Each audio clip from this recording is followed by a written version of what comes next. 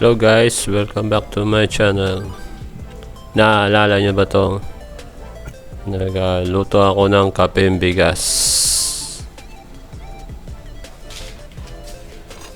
After, pagkatapos kong magluto ng kapeng bigas, kinuha ko ang uling sa ilalim ng paso.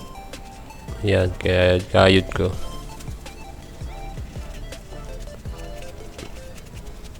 Alam nyo ba nung gawin ko dyan guys? Discovery ko lang to nung nagawa ko nga itong kapeng bigas. Nakakuha ko ng pinong uling. Nilagay ko sa bote. Yan. Pwede pala itong gawing painting. Yan, katulad ng charcoal painting. Babad lang sa konting tubig. Pinaglagyan ko ng llanera. Ayan o. Mix lang. Tansya ang tubig. Yan, pwede nang gamitin painting sa mga gumagamit ng, hindi ako expert pa sa painting, charcoal painting. Ang gustong gumamit ng charcoal painting, ito pwede nyo itong gamitin. Pinong-pino to guys, hindi ka na magdudurog ng uling para makagamit ng charcoal.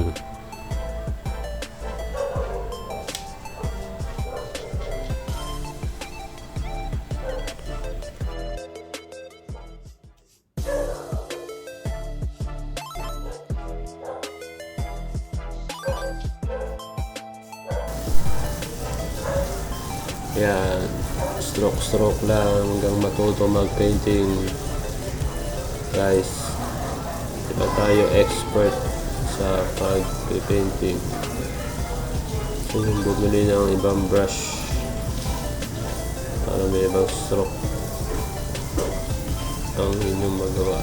Ito, isa lang ang brush ang ginamit ko.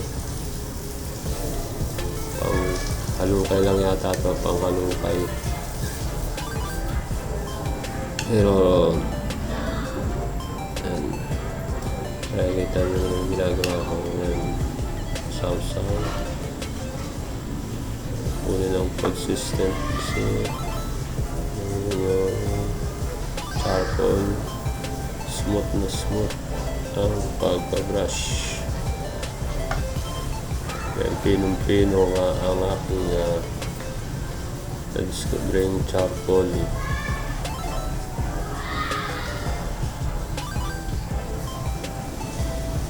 Sa mga magaling dyan mag-painting, yan, kaya pagandahin na kanilang painting gamit itong charcoal. Gusto gumamit ang charcoal,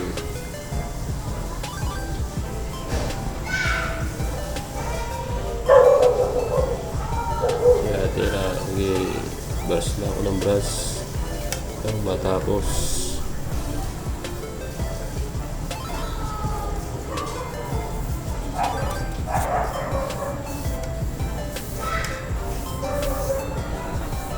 Sauce, brush lang ng brush hanggang matapos ang aking ginagawa.